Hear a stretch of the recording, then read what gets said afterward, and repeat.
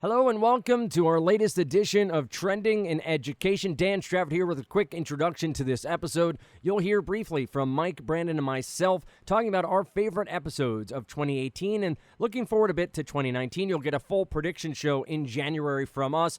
We do want to wish you a very happy holidays. Merry Christmas to those who celebrate. Happy New Year. We'll be back in full force to start 2019. You'll also hear from Matt Cooper from Skillshare, one of our great guests from 2018, talking about what he learned throughout the year and what he's looking forward to in 2019. You'll hear from Dr. Mark Sanders from UNC Charlotte. He was on our teacher episode back in the spring. A great guest, great insight into Gen Z, into civic engagement and philosophy. And then you'll hear from Samantha Jeklinski, her first time here on the podcast. She won our March Madness user game back in the spring, and she finally was brought on here, a colleague of ours at Kaplan Test Prep, and a great all-around help to this podcast. So happy to have her on to discuss what she learned in 2018, what trends she was watching, and what's forward in 2019. With no further ado, here's our look back on 2018 and a brief look ahead to 2019.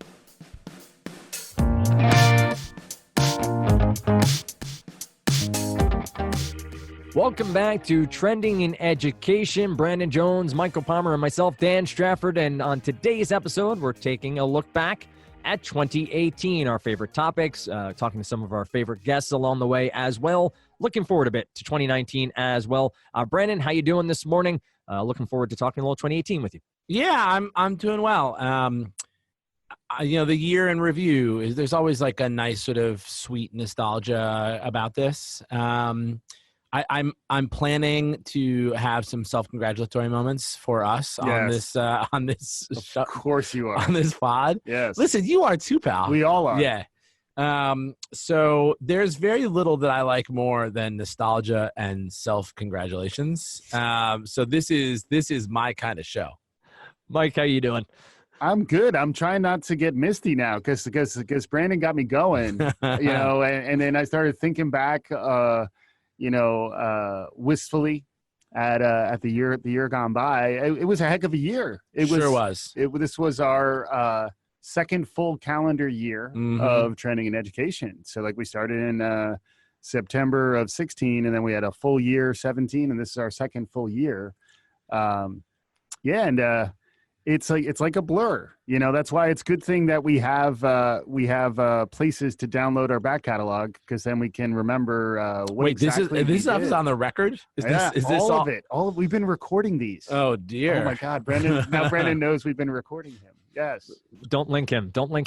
We will link everybody over there on Twitter to the back catalog. And thanks so much to everyone who's listened for the past year. An amazing year interacting with all of you via the podcast and the social media platforms and the website and all the different ways we've talked.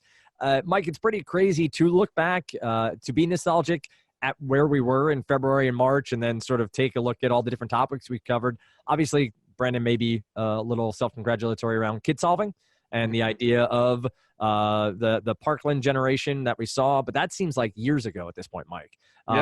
Looking back early on in the year or over the course of the entire year, what topics stand out to you, and which do you think may be relevant moving forward? Yeah, I mean, I do think the prediction show was great, so that's definitely something we're going to focus on again. I don't think unless either of you have done special prep, I don't know if we have any predictions for 2019 just yet. I think those should be in early 2019. I would agree. Yeah, I would agree. So I'm not ready just yet to share those, but I know when we did have our prediction show, that was fun. And then we also are bringing more folks in to get their predictions as far as like where they think things might be heading. I think, Brandon, you've talked about this too, where like just by trying to understand where things might head, you start to get sharper somehow. You actually your mindset changes. So you're not overly tethered to the present or even the past. You actually are starting to bring a little more of a future-facing perspective in.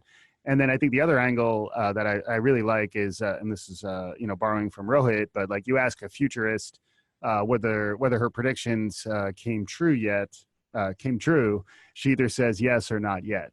So there is a little bit of like timeliness to predictions that I think are interesting, and that's really where I do think Kidsolving was particularly timely. So I think for those who didn't hear, one of Brandon's big predictions for the year was Kidsolving and how adults will increasingly be looking to kids and the younger generation to sort of begin to solve real life problems.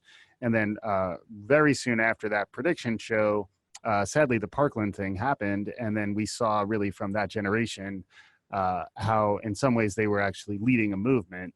And I think there's quite a few different manifestations of that same trend beyond even Parkland.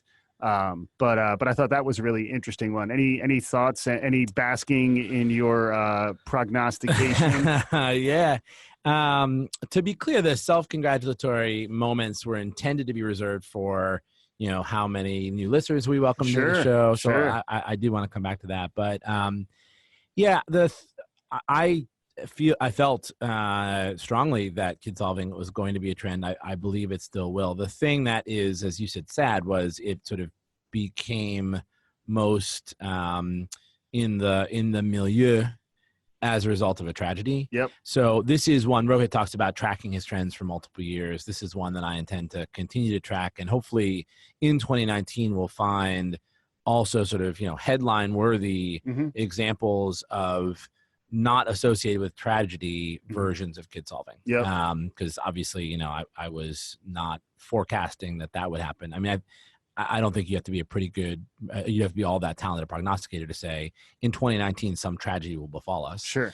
It's life, man, the world in 2019.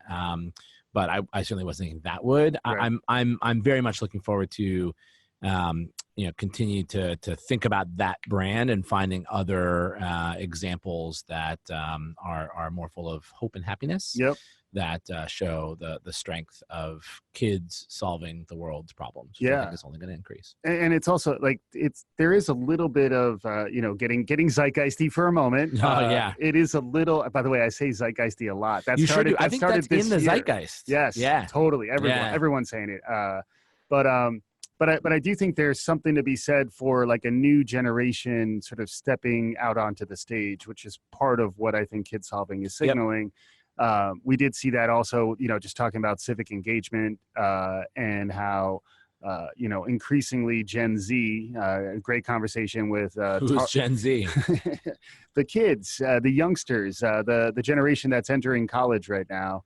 And is about to enter the workforce. Even we even had one of the foundation scholars, Alex Burgess, on the show, who was really a great example of the generation that's rising. It does feel like there is a little bit of passing of the torch around generations that is happening, or at least the emergence of a younger generation that. As I get older, I haven't really remembered this happening as acutely, perhaps, as I was feeling it this year. And that might in part be because it was an election year and there's a lot of interest around, activating new voters.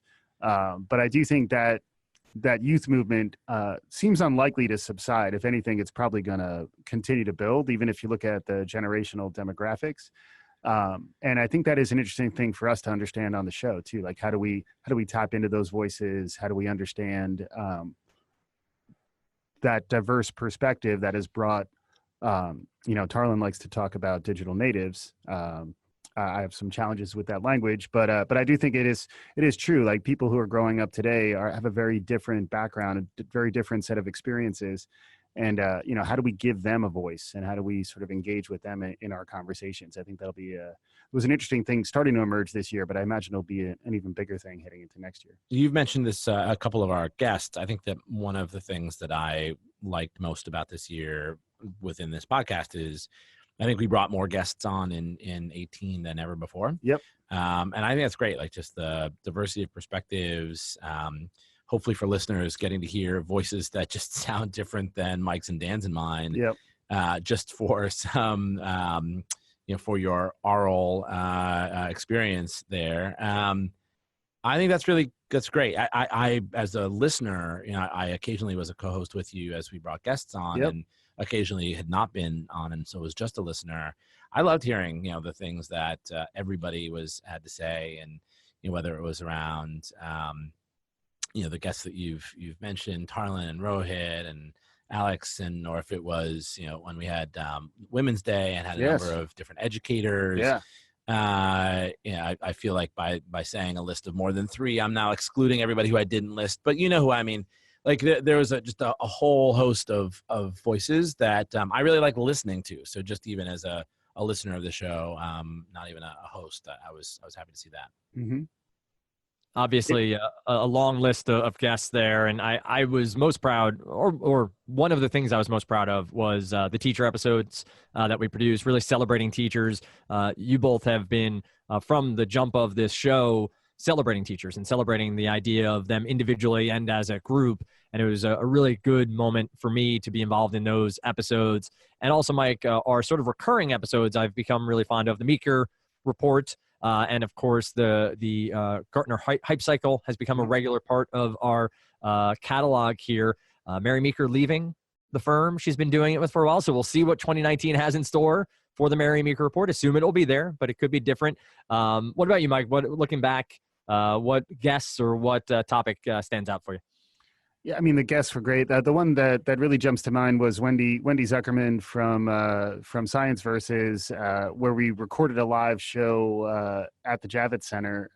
The idea of taking the show outside of the lovely confines of our audio booth here and actually started to engage directly with our audience. We even had a live question from someone in attendance. To Brandon's point, like being able to bring in that spontaneity.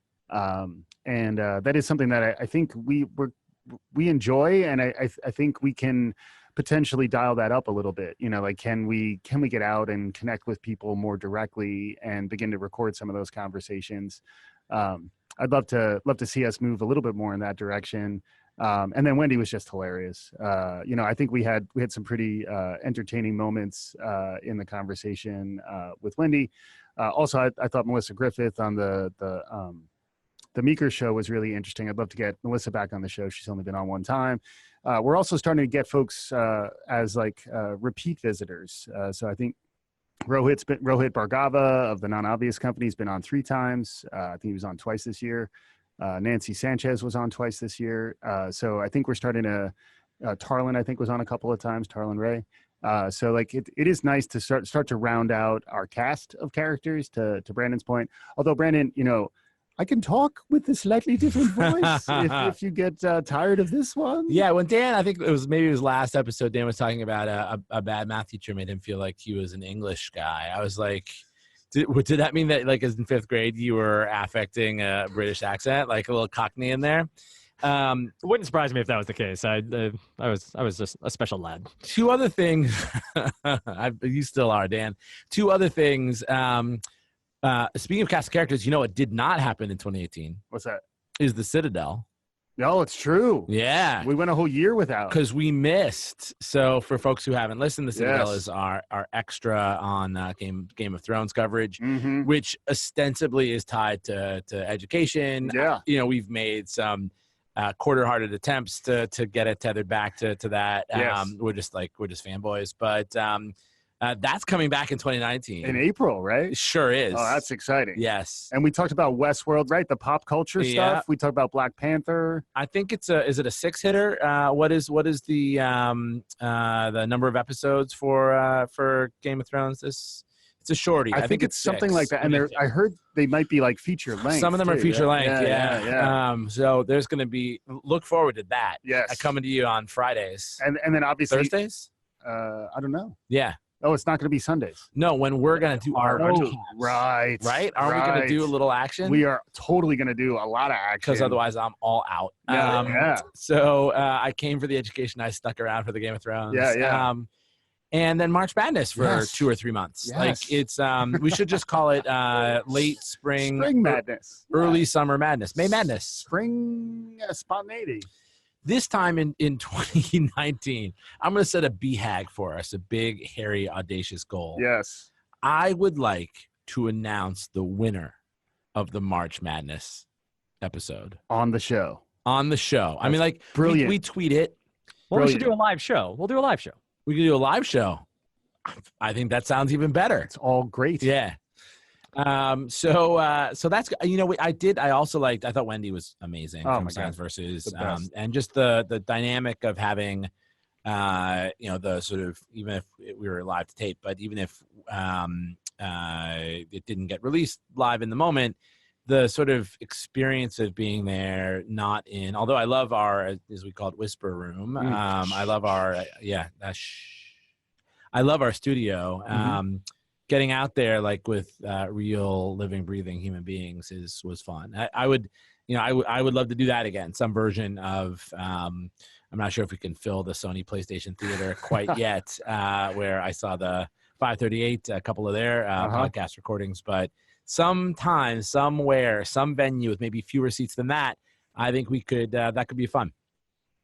Sounds like a plan. Plenty more to come in 2019. Much more to come about 2019 as we do our prediction show sometime in January. All of that will be shared via Twitter and Facebook, trendingeducation.com. What we want to do now is share some conversations with some of those great guests as we talk to them about some of their predictions for 2019, what they're looking forward to, and maybe a look back briefly here on 2018 from each of them.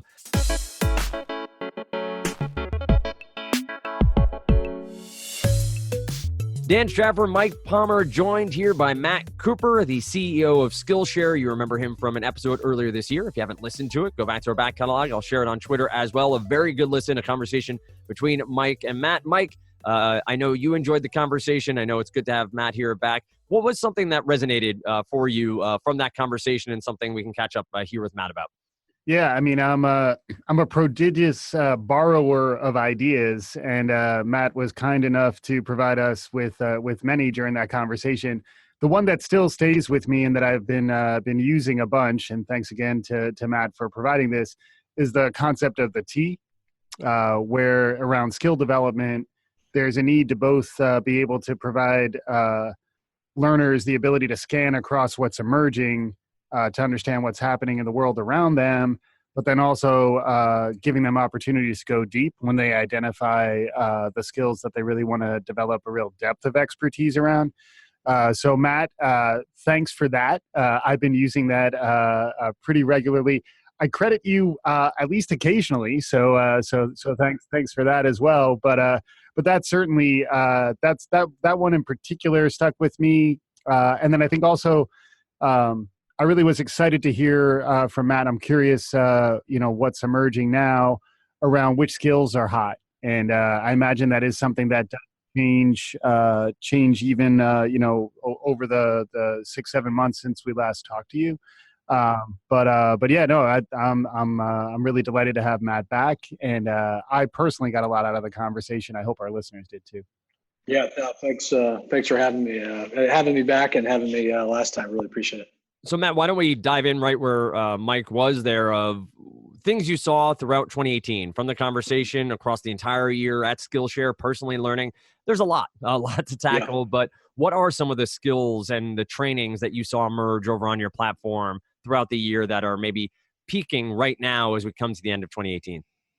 Yeah, I mean, I think I think as a platform, we have really doubled down on on the creator as our core demographic and our power user. I think, we got a lot smarter over 2018, just really who our power users were, where we see the most engagement, where we see the highest retention, who's getting the most value out of our platform. And, for us, it's the professional creative, it's the amateur enthusiast, and then it's sort of the creative leaning entrepreneur. Like, those are kind of the three personas that really, I think, find the most value in our platform. So I think we as a company got a lot smarter. And then when you look at where are they, what content they're engaging with, what do they want to learn? I think kind of the surprise of 2018 was a design software called Procreate, which is designed for the iPad. It kind of came out of nowhere. We started seeing people searching for it. That's one of the things we look for. What are people searching for and not finding? We convinced some teachers to teach some classes on Procreate, and it just blew up. Mm-hmm. I mean, it became the hot software for 2018. And we're still seeing that as a very popular topic. A lot of interest in just creating content for the internet. I think I saw in the UK now, the most popular future career for for children in the UK is YouTube star. So we are feeding that trend, and we had some great classes with Matt Belisai, and just how to create creative, interesting, compelling content for social media, and how to really create a tight connection with your audience. So I think we've got a really nice library there. And then there's been a sort of a steady stream of articles around just curiosity as a very valuable trait. There was a front cover of Harvard Business Review. It was the case for curiosity. So that that general theme obviously plays right into our hands. We were very happy to see that cover. But I think along with that, creative writing, just the process of being creative, how to get into creative mindsets. I think a lot of that content has attracted a lot of eyeballs this year. That's interesting too, because frequently, one of the themes we talk about on a regular basis on the show is the importance of a growth mindset, and the idea that if you don't have a skill or a competency, it's not that you're incapable of it. It's just you haven't really had the opportunity to apply your own grit and resolve to focusing on it and learning it. Have you found that to be the case, particularly around creative capacities? Because, I imagine one of the things that I always struggle with is when people are called creatives, which sort of implies that the rest of us are not. It's a little bit of, it's kind of othering just in its own parlance there. Yeah. But have you, especially when you're talking about entrepreneurs or enthusiasts, how do you address that? Is that something that Skillshare has been seeing, that people are maybe in some ways their own limitations are set by themselves? Yeah. And I think we see that in a couple areas. Number one, we did sort of an update of our internal corporate values. And we wanted them to make sure that they all aligned with kind of what we believe our values are for our users, and make sure that those are very closely tied. And curiosity was front and center. And it's, that growth mindset versus fixed mindset. It's the number one thing you hire for, right? Because with the pace of change of the world around us, there's always going to be something you don't know.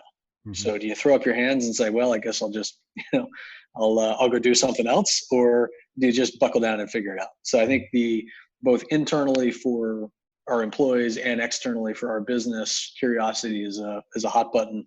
But then when you look at, so there's sort of the creative functions and jobs, but then there's also just freelancers in general. And 80% of our teachers are freelancers. 50% of our students have freelanced in the last 2 years. Something like close to 80% intend to freelance in the coming 6 months or 2 years. So if you're a freelancer, you can't say, oh, I can only do one thing. I'm sorry, I got to turn down your business. Like, somebody says, hey, can you do this project? You say yes. And then you scramble like hell behind the scenes to figure out how to do it. So we hear those stories a lot. And I think that's actually what drives a lot of usage of Skillshare, is people are just trying to figure out how to make things work. I may have done that a few times in the past. Totally. I think I did it this week. I totally know what you're talking about. Google it and then figure out how to do it later. All of that is great. And I think we are seeing that accelerated change in what's hot and what's, people are looking at over the course of 2018. I assume you're looking forward to similar in 2019, just sort of an accelerated pace of what people are looking for, when they want it, how they want it, just an acceleration of content digestion, and then turning on to the next thing, right? Yeah, and I think the beauty of our model, because it's an open platform and anybody can come in and teach, and actually our number one source of new teachers is our student base. So as people identify things that they think are hot or interesting, or they know that nobody else does, they teach classes. And so we can kind of sit back and just watch what's going on within our platform and the content that's bubbling up and what people are creating and what people are engaging with. And then we can, it just sort of gives us a real-time view into the zeitgeist of what this crowd needs and wants to learn. So I think for us, it's how do we get better at spotting those trends sooner? How do we give teachers the tools they need to get that expertise out of their brain and onto the platform? I think The other thing that we've been seeing is just our growth internationally. We've done very little sort of deliberate work to foster an international crowd. Half of all of our new users are coming from outside the US. And we've done little to nothing. So we're also sort of waking up to the fact that this is a global platform, and what the designers are doing in Japan is really interesting to the designer in Brazil, Brooklyn, and Berlin. And I think that sort of global cross-pollination creates some really interesting opportunities for us. Any predictions? It's good time to put your prognosticator hat on with 2019 on the horizon. It's only recorded for posterity, Exactly. so no pressure. But do you see anything emerging? Any trends that are sort of heating up that you think might get hotter in the year to come? I think the continued march towards freelance. I just think it's not like it's a new thing, but I think with every passing month, it just becomes more mainstream. And I saw an announcement that one of my former employers, Upwork, big freelancer marketplace, signed a deal with Microsoft. So this is like the merging of like the oldest office software that you can think of is combining forces with the hot new freelance platform. It's all about how do you take the traditional office software structure and apply it to a freelance model. That's interesting. So it was sort of this very public validation that the freelance model is here to stay, and companies are trying to figure out how to incorporate that in their day-to-day working and living. And so for us, it's like, all right, how do we also become part of just how every company evolves, how every employee freelancer stays current and gets ahead of the skills that are coming down the road. Yeah, that's fascinating. It's kind of triggering a little bit of, we just had a conversation with folks from the Chan Zuckerberg Initiative about their whole student and then also whole teacher frameworks where like they don't just teach the skills or the competencies you need, but they also are trying to, figure out how do you manage the whole person and understand how that individual can kind of navigate the complexities of modern life. It's really interesting to think about that from the perspective of an increasingly freelance gig economy persona who's emerging. In addition to learning the skills, there's also just understanding like how do you navigate life as a freelancer. Is that a space that that Skillshare is exploring as well? Just sort of like the managing the life, managing your finances, managing your own. You're like a startup really as a freelancer. You're like an entrepreneur of one. That's right. Yeah, no, and that's it. I think that's a great example. I mean, one of the classes that we launched in the last couple of months was produced sort of jointly with Bench, which is a freelancer accounting software. And so like, how do you manage your freelance finances? What tax issues do you have? What compliance issues do you run into? And I think it comes back to that T-shaped learning. When you're a freelancer, you can't afford to only be really good at blank. You got to know finance, you got to know sales, you got to know customer service. You need to understand SEO. Like you're running a one man, one woman show. So I think that is actually one of the key topic areas for us in 2019 is how do we help you live that life, and how do we give you the tools you need to be successful building that career out of your passion. Matt, we've talked growth mindset. We've talked about what Skillshare has on the horizon. What skills and or learnings are you looking for in 2019? What's on your horizon personally that you're trying to pick up in the new year? So this is very random. I want to learn how to do a handstand. There you go. I like it. One of those very practical skills that every CEO needs. Are you developing a course for that as well, or are you just doing it on your own own time? There's actually I get sucked into all these Facebook ads for whatever the workout of the day is, and I got sucked into one that was a body weight workout, and then they sort of work you towards doing inversions and handstands and parallettes and all these other things. So I did like an 8-week program that was all body weight stuff, and it sort of gave me the itch. And it's always one of those. It's just a great cocktail party trick. that I feel like I should have in my repertoire. So since I can't do magic, I'll do handstands. I'm looking forward to having you back on the show next year. Well, we'll interview you while you're doing a headstand. That will be. And luckily that room is padded, so I'll have a soft landing. It is, in fact, padded. Matt, thanks so much for the time. We look forward to talking to you again in 2019.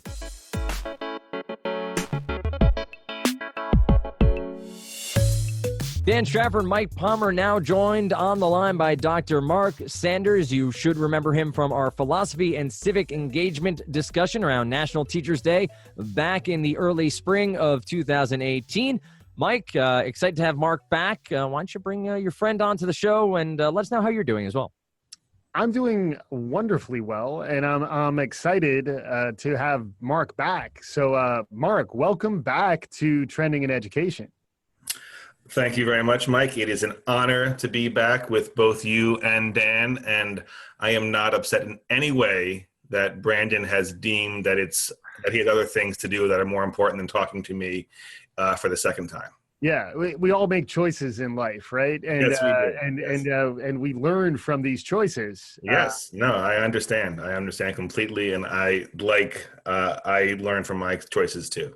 Yeah, and speaking of choices, there's a big decision that everyone makes in their lives around the level to which they want to be engaged in civic activity, civic discourse, and that was a big part of what we talked to you about back in May. Yes, and I know I'm tracking you. You're a great follow on Twitter. Whether folks are interested in civic engagement or hip hop or what's happening in the world around us, we wanted to check back in with many of our friends of the show, yourself in particular here, around what trends you saw in 2018. It was an election year. You were involved in civic engagement really throughout the year. So any sort of reflections back on the year that was, and any thoughts about what you might see on the horizon in the year ahead. Anything catching your attention, either looking back or looking forward? Yes, absolutely. I'm glad to have the chance to kind of think back about the past year and kind of think forward a little bit too. Just one quick ad. You can also check in with my Twitter account if you want the philosophy jokes. Lots of philosophical humor. Yes. At citizen _Sanders. And a few other miscellaneous things as well. But in terms of civic engagement, I was actually quite happy with the student-aged voter turnout in the midterm elections. The midterm elections for 2018 had kind of historic turnout anyway across the board, but it was nice to see that students in a big way turned out. There's still a lot more work to be done. They're still underrepresented. And I'm really looking for more student engagement in kind of policy issues, not just turning out to vote. Voting is very important, but looking at policy issues that students are actually concerned with. And so it's a sort of a tricky thing for me to kind of, as someone who was not that politically and civically engaged as a college student, but who wants students to kind of, if they want their voice to be heard, have to do certain things to make their voice be heard. So voting is definitely one of them. Once more students vote, politicians will be interested in what students have to say, but students have to have something to say, and they have to know who to say it to. So one of the big things that we're trying to do at UNC Charlotte with the group I'm in called 49er Democracy Experience is to kind of try to get students involved in local government. Where they have kind of direct access. They can go to meetings are open. They can go to meetings whenever they want. A lot of the meetings for the city council are streamed on Facebook. It's not the most riveting things, but when they're talking about things that are of importance to students, that they should try to be involved. And one of the things we're trying to do is have some of these city council members, for instance, come to campus. There are a lot of there's quite a few millennials on the city council.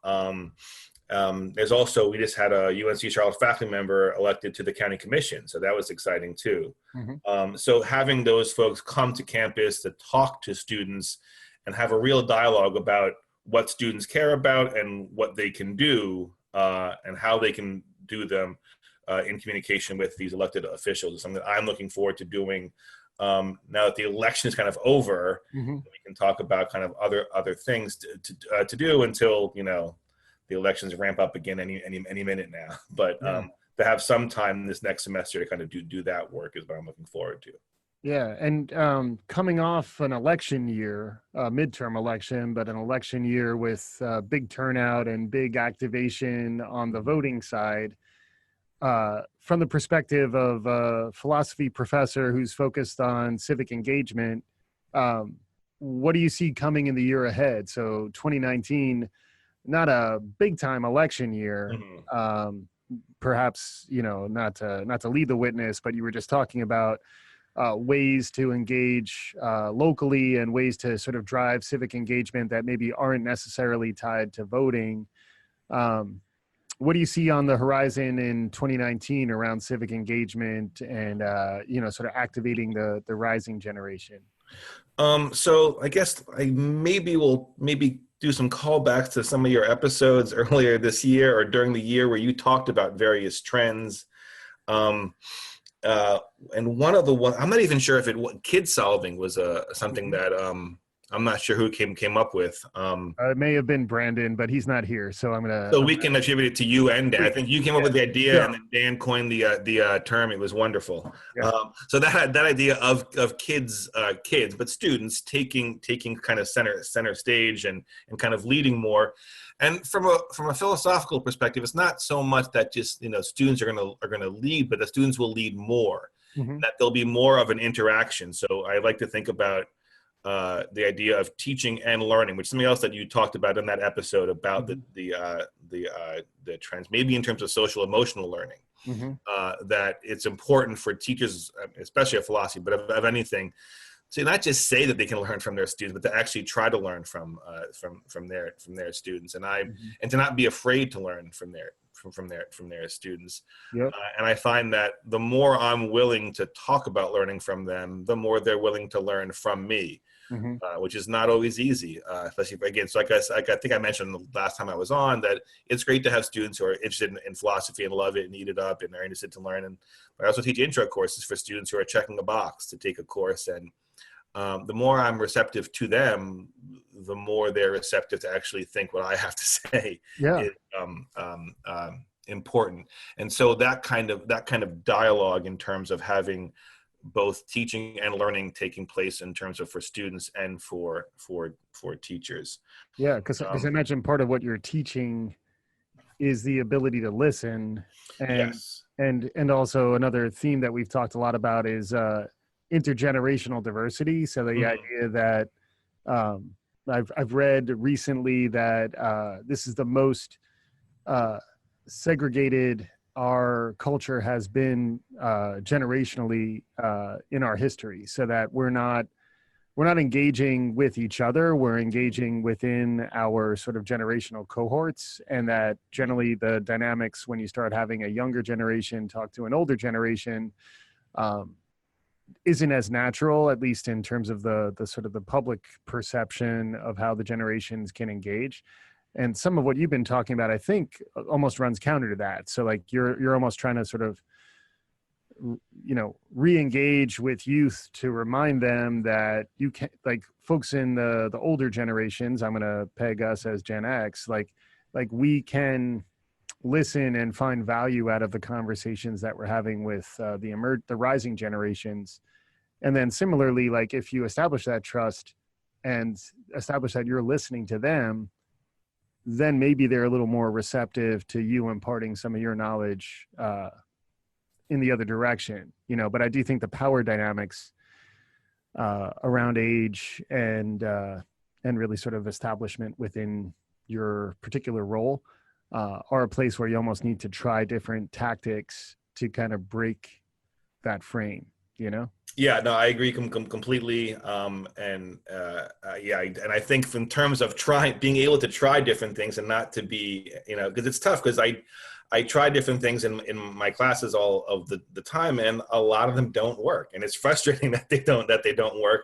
But every once in a while something works, and it's great. So you kind of you pick up on that, and you go forward with that, and working with students who are either TAs, or I'm having one, they're called a communication consultant for a course it's a special course, and it's a communication and critical thinking course. So I have a communication consultant, and they're not going to do any grading. They're going to work with the students and they're going to check up on them to make sure they're doing kind of what I want them to do, and that kind of stuff, and work them on projects. And so to have that interaction between me and this consultant and then the students is also, I think, going to be helpful. Again, to try to learn what will work. And so, for example, if a teacher in a classroom, that's always happening, this intergenerational thing. But then on a broader political scale, how do we talk to each other?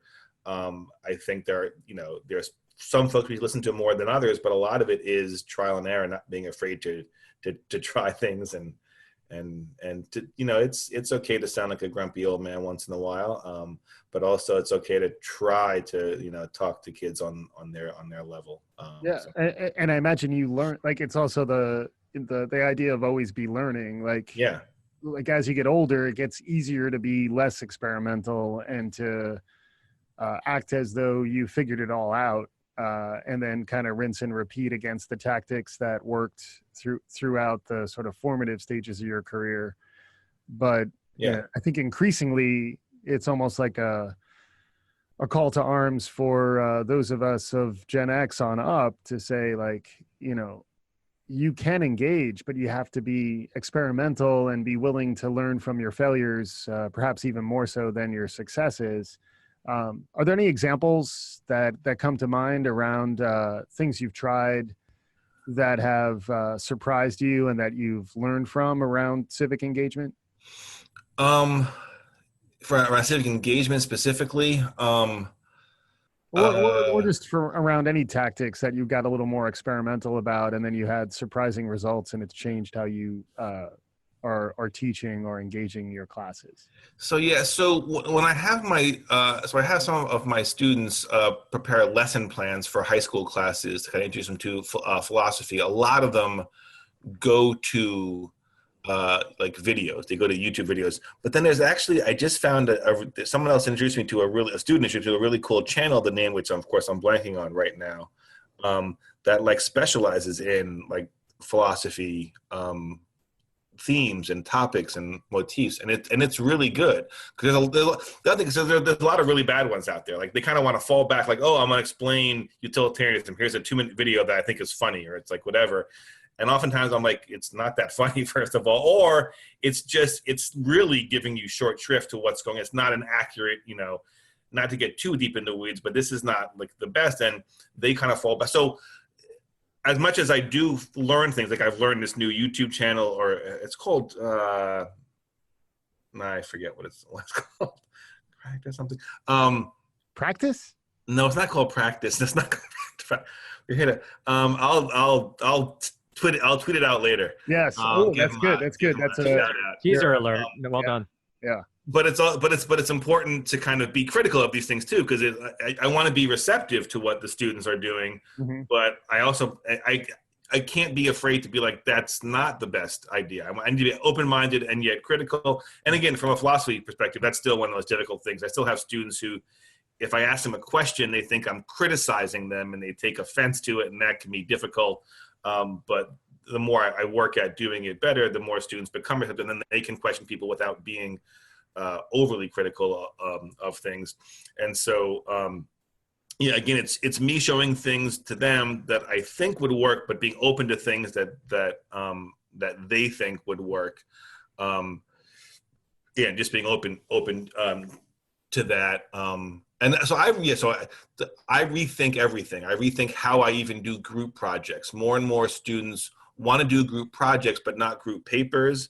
And so I think I'm going to do away with group papers. I think I've been convinced that students should work together on a group project, but the group paper, sometimes it comes off really well, but I think a lot of times it's because one person in the group really wrote the paper. So as much as I have reasons for doing things, I'm open to changing. So I'm probably going to get rid of group papers next semester, keep doing group projects, and be open to what they want to do with those projects more. Could spend a a ton of time continuing to talk to you, Mark. Would love to get more time on your calendar so that we could continue the conversation. Any parting words of wisdom from Dr. Mark Sanders, civic engagement expert, philosophy professor, and all-around good egg? Any final thoughts for our listeners? Sure. I think all of the listeners out there in trending education, if they haven't seriously considered, if they're of college student, they should consider taking a philosophy class. As much as I think, community engagement, civic engagement is one of my passions right now, and hopefully it will continue to be. I really do think my background in philosophy helps me with that, and I can go on and on about the benefits of philosophy, including the improvement it gives students on standardized tests, which is something that you guys know about. But I think making philosophy more public, getting philosophy out there in community engagement, I think is beneficial, and so that's why I'm looking to add that kind of that part to the community engagement, the philosophical ongoing questioning. So I would just tell people to continue, not to, well, for me to continue, but I would tell people to have an open mind, but to also be questioning and of things and engage in critical thinking as often as possible. I think that's crucially important. That's awesome. Probably true even if you're not an undergraduate or you're not in college. Specifically, the audience best. But if our listeners are of any age, really, like just trying to continue to hone our understanding of philosophy and like tap into that depth of knowledge, the critical perspective you're talking about. Probably useful for lifelong learners. Yes, absolutely. Like when we go to a high school class, the two things we want to do is introduce people to philosophy, but kind of explain they're being philosophical already. Like there's no one that's not philosophical. It's kind of giving them some tools to be more philosophical, but that everybody is philosophical. To kind of bring that out more, bring the critical thinking out more, I think would benefit everybody. Absolutely. Dr. Mark Sanders, thanks for the time. Appreciate it as always, and look forward to talking to you again in 2019. Great. Thanks. I look forward to it too.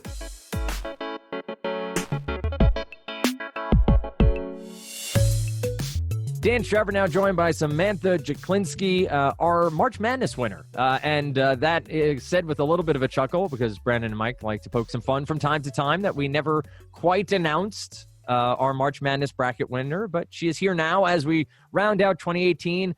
Samantha, first, how you doing? Good. Thanks for having me. Of course. And this is a fulfillment of, one, winning that bracket, but also Samantha, a colleague and a friend here at Kaplan Test Prep, wanted to get her voice lended to our podcast, also looking towards what you've learned and what you're looking forward to learning and trends you're tracking. Wanted to touch on March Madness to begin with. Now, I'm a sports person. I am, probably too far. My wife has said many times I'll watch competitive paint drying if there was a score involved with it. But we tried to blend, obviously, the sports world and education and learning back in March. What was it, for you, one, trying to make predictions? It was sort of an experiment for us because it was all social media driven. So who knows the way the votes are going to go. Was it fun for you to think differently about the trends, differently about how they may mesh together or go head to head and then make your choices as to who would advance? It was definitely a different strategy compared to the way I usually go into March Madness brackets, where it's totally random, usually go by the mascot or my own feelings about certain colleges. So definitely put more thought into picking the trends that I thought would advance in the bracket. I still did a little bit of like what I like the most, right? So memes, that was for me. But in the end, I did put some thought into what I thought everyone else would think. And I'll say Samantha has a good social strategy around her own picks because she may have been trying to put the thumb on the scale by pushing votes towards what you wanted, but that's trends. That, when you can get people to believe in what you're saying on social media, that's something goes viral and people get on board. So it was intriguing to see who voted for what and how it came to pass. Also good to hear we got more involvement from you than a typical March Madness bracket. So we may need you as a bracketologist next year to break it down, be the independent arbiter of things, how they work out. what's something you learned in 2018? What's something that, over the course either was a specific subject matter or something new you picked up that you look back on and realize, that's something I learned in 2018? Yeah, so I think for me, when I look back specifically at the bracket and what I had chosen and then the ultimate winners, for me, I think it represents how going into 2018, I maybe didn't feel as hopeful about the status of things in the world.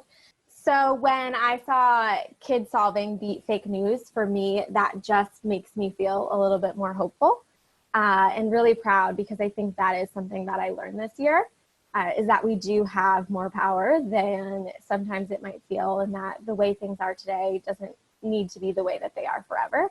So I really took interest in watching the Parkland kids, of course, a terrible situation, but seeing what they're doing even today just gives me a lot more hope for the future.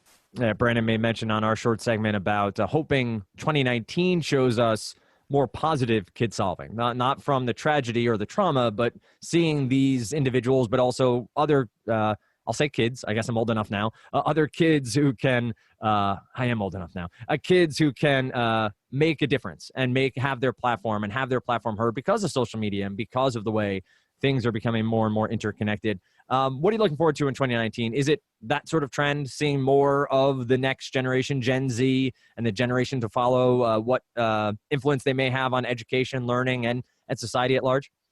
Definitely one of those. I mean, I think every generation goes through like kids these days, and thinking that the way kids have it is easier than the way we did, right?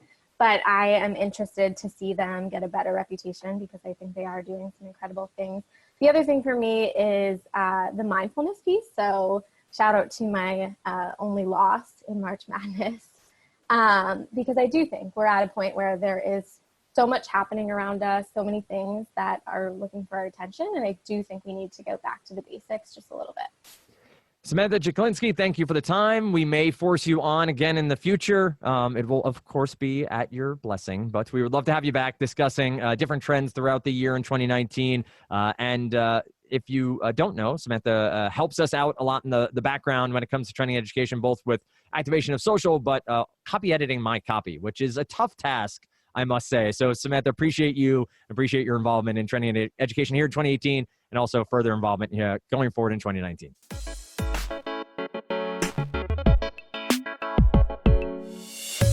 And that's going to do it for this episode of Trending in Education. We hope to bring you more of our guests from 2018, their look back on 2018 and look forward on 2019 early on in January. Wanted to wish everyone a very Merry Christmas for those who celebrate. For those who do not, we hope you have a great week. We hope you stay tuned for more from Trending in Education. And, of course, have a very happy new year. We will be back with you with brand new episodes to start January as we roll out some great content. If you have ideas on what you want to hear on Trending in Education, feel free to go over to our website, trendingineducation.com. There's a form you can fill out there, or tweet at us at Trending in Ed, or visit us on Facebook, Trending in Ed on there as well. Let us know what you're thinking about. Let us know what you'd like to hear, and we'd be happy to discuss it right here on Trending in Education.